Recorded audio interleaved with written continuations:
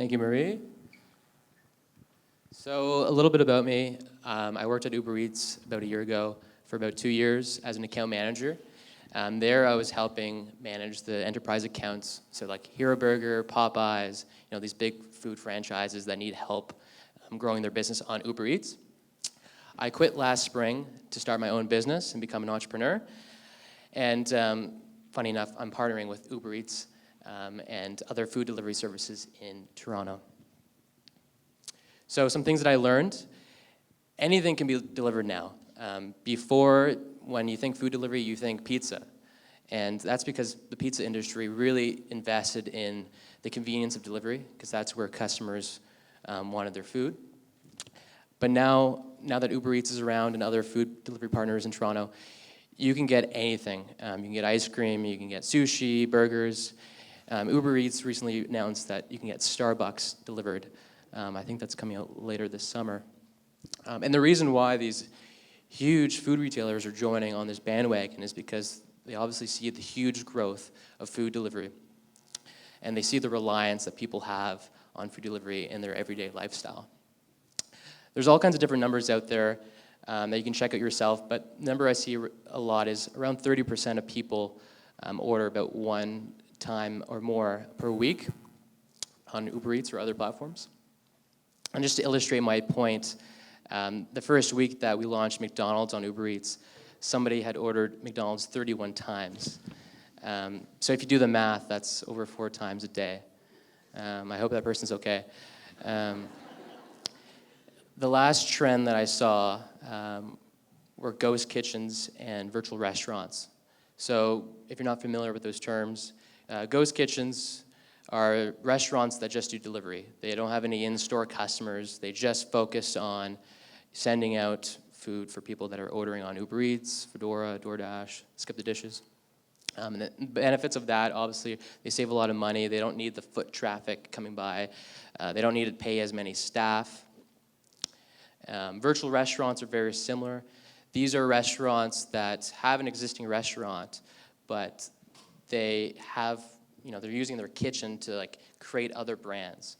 So your burger shop around the corner, they might have 2 or 3 different brands on Uber Eats, and they're selling pizza and poutine, but under completely made-up brands that you may not even heard of before.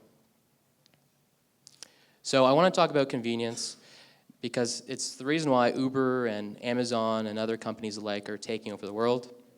They're investing in convenience, and they understand that's why they're doing so well. So actual convenience, it's like things like offering delivery. It's just eliminating those barriers to getting that sale or getting a customer to use their service.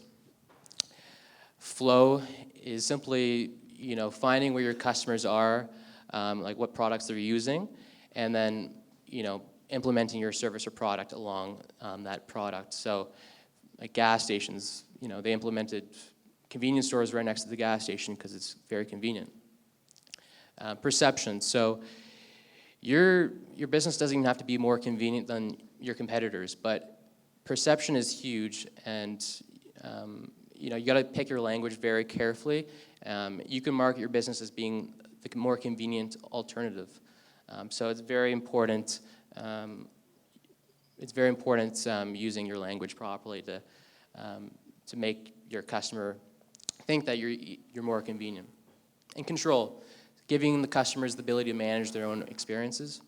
So that can be as simple as expanding your hours to fit your customer's lifestyle, and making adjustments so that your customers feel in control. So looking at the convenience industry, the convenience store industry, their sales totaled about $600 billion in 2017. This is in the United States, which is about 11% of retail and food service sales. So that's a big chunk. And you see the grocery industry and restaurant delivery business take off, but the convenience industry, it appears to be a dinosaur industry that's hasn't innovated as much as other neighbor industries. So this is why I launched Snacko.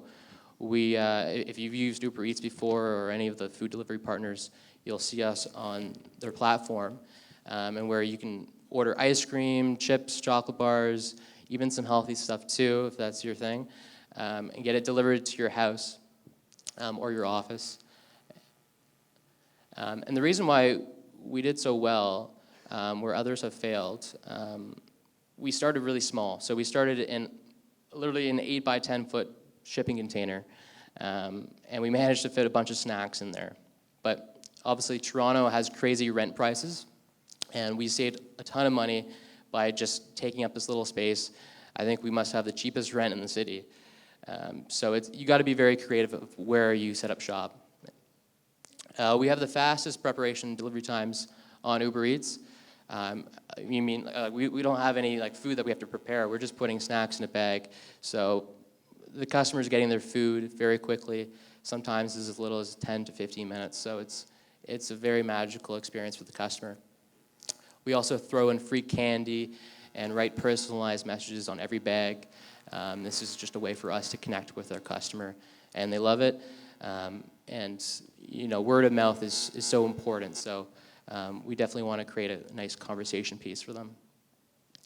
And our mission has really grown to create a marketplace for local businesses that are launching their own product and giving them the tools to succeed.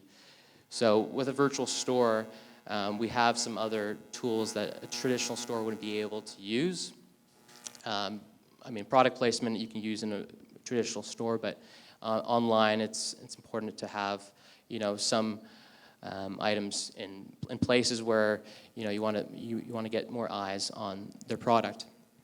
And combos and specials, we've experimented with different packages for people, like Halloween package or different combos, so we can get very creative with how we market our products to customers, where a traditional retail or a convenience store can't do that stuff as easily. And we get instant feedback. So the good thing about people using Uber Eats, they can give a thumbs up, thumbs down for each item. They can even leave feedback. So we get a lot of data that way, which helps us make data-driven decisions. And that's it for me.